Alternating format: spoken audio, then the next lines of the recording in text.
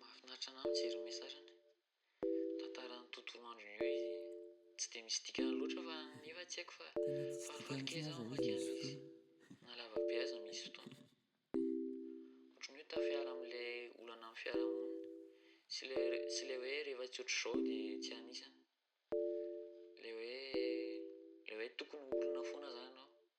Ohatran'ny tafiala amin'izany rehetrarehetra izany rehefa miresadresaka sy miarakaraka aminao iny. Mila mamboly fa tena rena be io amin'ny lafiny rehetra.